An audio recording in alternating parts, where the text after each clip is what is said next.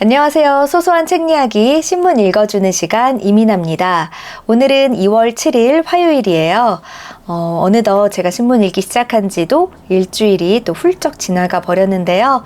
금방 또 시간이 이렇게 흐르고 있습니다. 오늘 그러면 메인 기사부터 읽어볼게요. 반세기 호령했던 보잉 747 굿바이라는 기사입니다. 하늘의 여왕 이을 차세대 항공기는 미국의 항공기 제작사인 보잉사가 보잉 747 항공기의 생산을 중단한다고 밝혔다고 합니다. 보잉사는 지난 1일 마지막 보잉 747 항공기를 인도하는 것을 마지막으로 보잉 747의 생산 라인을 멈췄다고 합니다. 이날 이 항공기가 인도되면서 하늘에 왕관 모양의 궤적을 남기면서 특별한 작별 인사를 했다고 하는데요. 궤적이란 물체가 움직이면서 남긴 자국을 말하죠. 보잉 747은 본격적인 장거리 항공을 시작하게 한 항공기로 하늘의 여왕이라는 별명을 가지고 있습니다. 저도 비행기 기종에 대해서는 잘 모르지만 이 보잉 747에 대해서는 이름을 굉장히 많이 들어본 그런 비행기예요. 아마도 제가 타봤던 비행기 중에 하나였을 거라는 생각이 듭니다. 보잉 747은 1970년 첫 취항을 했다고 하네요. 취항이란 비행기가 항로에 오름이라는 뜻입니다. 당시 많은 승객을 태울 수 있는 항공기를 만들어 달라는 미국 항공사 페남의 요청에 따라서 만들어진 비행기라고 하는데요. 이후 약 50년 동안 1574대나 만들어졌다고 합니다. 보잉 747은 정말 커다란 크기를 자랑하는데요. 길이가 약 70m에 이르고요. 최고 속력은 시속 1114km, 마하 0.91이라고 합니다. 동체 폭을 넓혀서 여행하는 사람들을 더 많이 태울 수 있는 그런 구조고 통로가 2개가 있다고 해요. 그렇게 큰 비행기 아마 타보셨을 거예요, 많이들. 승객은 최대 500명까지 탈 수 있다고 합니다. 보잉 747은 한 번에 많은 승객을 태우는 만큼 항공권의 가격을 낮추는데도 영향을 줬다고 하는데요. 덕분에 항공여행의 대중화를 이끌었다는 평가도 받는다고 합니다. 이처럼 항공기 시장을 주름잡던 보잉 747, 1990년대 중반 비슷한 크기를 가졌지만 연료 효율이 더 높은 보잉 777이 등장하면서 수요가 좀 줄었다고 해요. 수요란 어떤 재화를 사려는 욕구를 말하죠. 보잉의 경쟁사가 또 있어요. 유럽 항공사, 항공기 제작사인 에어버스가 보잉 747보다 더 많은 승객을 수용하는 항공기 A380을 내놓으면서 보잉 747이 항공기 시장에서 차지하는 비용이 더욱더 줄어들었다고 합니다. 그런데 요즘에는 또 착한 비행기, 착한 항공기들이 대세라고 해요. 최근 기후 위기에 대한 경각심이 높아지면서 친환경 항공기에 대한 관심이 높은데요. 승객 1명이 1km를 이동할 때 발생하는 이산화탄소 배출량은 자동차, 기차에 비해서 비행기가 훨씬 많다고 합니다. 이에 세계 항공업계는 연료를 많이 소비하는 대형 항공기보다는 중소형 항공기에 주목하고 있는데요. 항공업계에 따르면 차세대 항공기로 각광받는 건 에어버스의 A321 네오 항공기라고 합니다. 이 항공기는 동급 기종과 비교했을 때 탄소 배출량이 25%가량 적다고 합니다. 항공업계는 화석 연료를 대신할 친환경 연료를 쓰는 방법도 고안하고 있다고 하는데요. 폐식용유나 동물성 지방 등을 활용해서 제작하는 지속 가능한 항공 연료를 도입하려는 움직임이 이어지고 있다고 합니다. 유럽연합은 탄소 배출을 줄이기 위해서 2030년까지 대부분의 항공사에 지속 가능한 항공 연료를 쓰는 것을 의무화할 계획이라고 하네요. 이렇게 사람에게만 세대 교체가 일어나는 게 아니고요. 무생물인 비행기, 항공기에도 이렇게 세대 교체가 일어나는 모양입니다. 물론 친환경적인 그런 기준으로요. 다음 페이지 원픽 경제입니다. 마카오와 홍콩 무료 항공권 드려요 라는 기사예요. 관광 산업을 살리는 그런 이야기인데요. 중국령, 중국의 영토에 속하는 세계적 관광 도시인 마카오가 관광객을 끌어모으기 위해 무료 항공권 12만 장을 제공하기로 했다고 합니다. 마카오 일보 등에 따르면 마카오 관광국이 올해 중국 본토와 대만 등 해외 관광객을 유치하기 위해서 12만 장의 무료 항공권을 제공한다고 최근 밝혔다고 하는데요. 지난달부터 다시 중국이 국경을 열고 관광객을 받기 시작했다고 해요. 그러면서 마카오는 좀 더 많은 여행객을 끌어들이기 위해서 이렇게 무료 항공권을 제공하는 것으로 보입니다. 앞서 중국의 특별행정구역인 홍콩도 세계 관광객들에게 오는 3월부터 6개월간 항공권 50만 장을 무료로 제공한다는 계획을 발표했는데요. 이런 것들은 다 관광산업을 다시금 활성화시키기 위한 시도라고 볼 수 있습니다. 네, 관광산업, 코로나 때문에 굉장히 축소되고 약화됐던 거 다들 기억하고 계시죠? 오랫동안 우리 몇 년간 비행기 못 탔잖아요. 어디 이제 국내에서는 좀 다녀도 해외여행, 풀린 지가 정말 얼마 안 되는데요. 코로나 이전만 해도 한국을 찾는 중국인 관광객들이 굉장히 많았죠.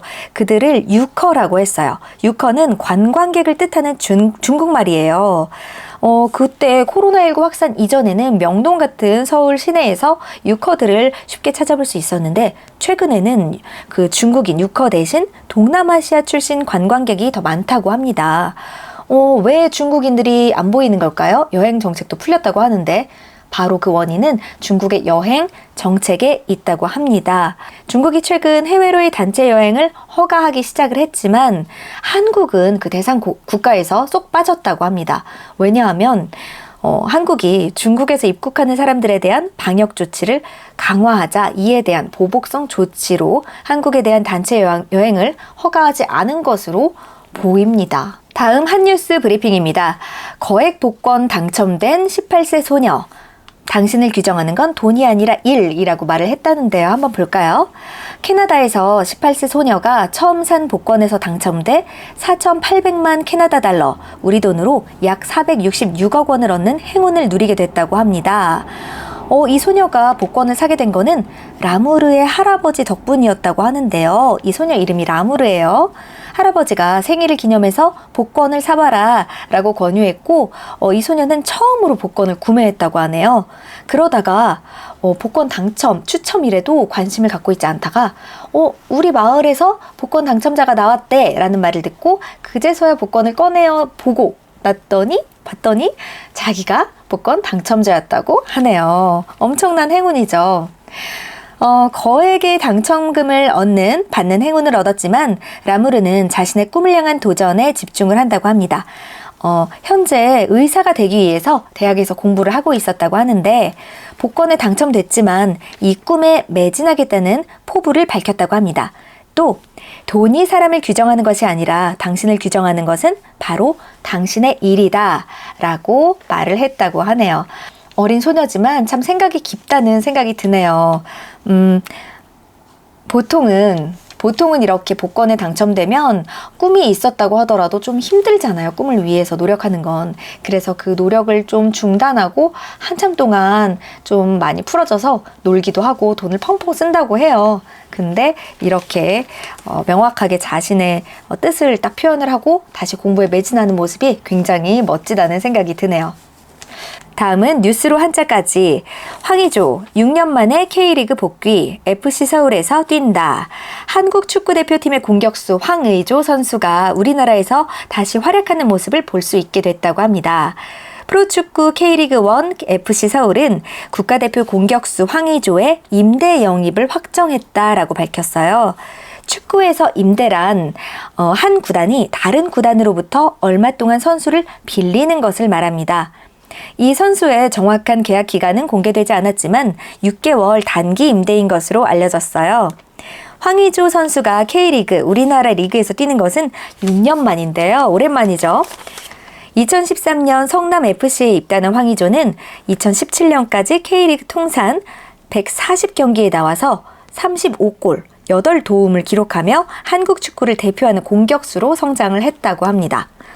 그리고 이를 발판 삼아 2019년 유럽 무대에 진출한 뒤 프랑스 프로축구 리그앙의 지롱댕드 보르도, 그리스 올림피아코스에서 활약했다고 합니다. 네, 반가운 소식이네요. 네, 한자 따라 써보기. 이번 단어는 임대입니다. 아까 축구 선수 임대라고 했죠. 임대는 품삯임, 빌릴 대자를 써서 돈을 받고 자기의 물건을 남에게 빌려줌이라는 뜻입니다. 보통은 부동산 같은 거, 집 같은 경우 임대를 한다. 상가, 건물 임대 이렇게 많이 쓰이곤 하죠. 임대 글자 한번 따라 써보면 좋을 것 같네요. 다음은 월드뉴스입니다. 칠레에서 대규모 산불이 발생을 했다고 해요. 남미 국가 칠레의 중남부 지역에서 대규모 산불이 발생해 당국이 진화에 힘쓰고 있습니다. 진화, 불이 난 것을 끔이란 뜻이죠. 맹렬한 산불로 비상사태가 선포됐다고 하는데요. 이번 산불로 최소 23명이 목숨을 잃었고 수많은 사람들이 대피해야 했다고 합니다. 남반구인 칠레는 현재 한여름이라고 하는데요. 40도가 넘는 불볕 더위라고 해요. 그래서 진화에 더 상당한 어려움이 있었고 상황은 더 나빠지고 있다고 하는데요. 산불이 발생한 지역에는 많은 인구가 살진 않지만 포도와 사과 등을 재배하는 과수원이 모여 있어서 경제적 피해도 클 것으로 예상이 됩니다. 사실 오늘 우리 형제 국가라고도 하는 터키, 요즘은 이제 튀르키예라고 부르죠. 튀르키예에서 지진이 나서 굉장히 많은 사상자가 나왔어요. 지금 아직도 여진이 계속되고 있다고 들었는데 좀 많이 안타까운 소식입니다. 빨리 잘 마무리되고 좀 힘드신 분들도 최대한 피해를 덜 입었으면 하는 마음입니다. 그럼 꼭꼭 오늘의 영단어 함께 볼게요. 네, 그럼 오늘은 여기까지 함께 읽어보겠습니다. 내용을 많이 줄였죠. 뒤에 신문사 고유의 기사들이 좀 이어져 있는데요. 이제 그 부분을 빼고 앞부분의 기사 내용, 뉴스 내용들을 좀 더 중점적으로 같이 살펴보려고 합니다. 그럼 오늘도 따뜻한 좋은 밤 되시고요. 저는 내일 다시 인사드릴게요. 내일 다시 만나요. 안녕.